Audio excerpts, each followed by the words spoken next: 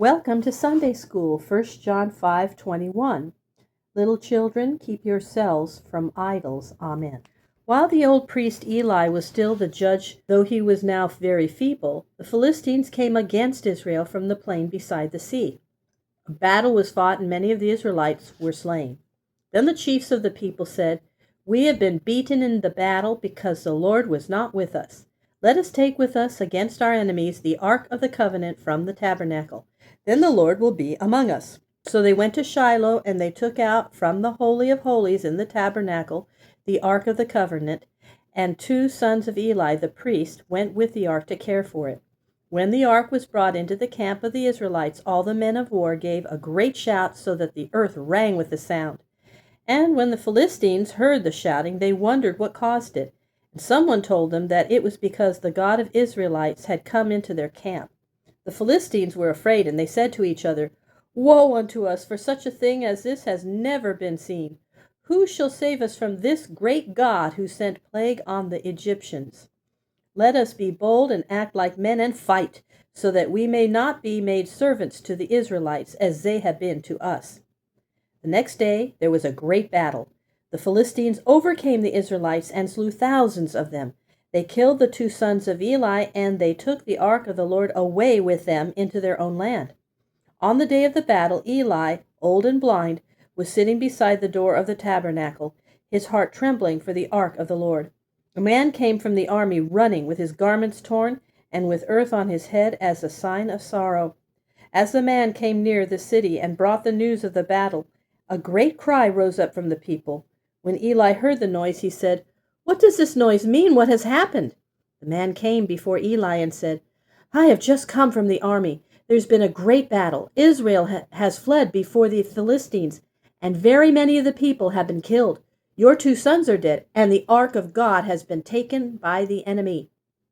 When the old man heard this last word, that the ark of God was taken, he fell backward from his seat and dropped dead upon the ground. And all the land mourned and wept over the loss of the ark more than over the victory of the Philistines. The Philistines took the ark of God down to Ashdod, one of their chief cities. They set it in the temple of Dagon, their fish-headed idol. The next morning, when they came into the temple, the image of Dagon was lying upon its face before the ark of the Lord. They stood the image up again, but on the next morning, not only was Dagon fallen down before the ark, but the hands and the head of Dagon had been cut off and were lying on the floor. Besides all this, in the city of Ashdod, where the ark had been taken, all the people began to have boils and sores. They saw in this the hand of the God of Israel, and they sent the ark to Gath, another of their cities. There too the people broke out with boils and sores.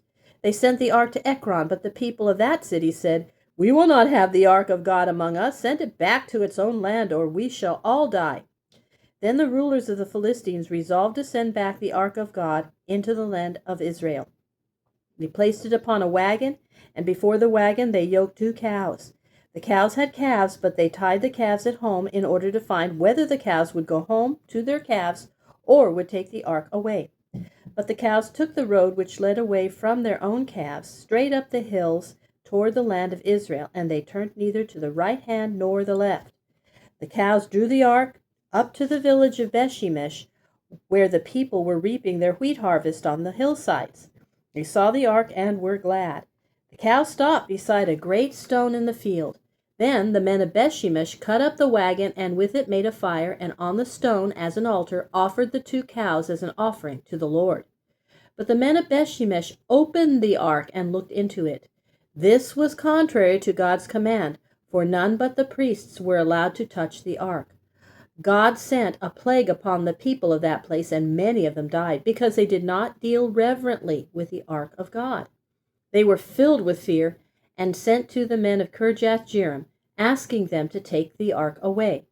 They did so, and for 20 years the ark stood in the house of a man named Abinadab in Kirjath-jearim.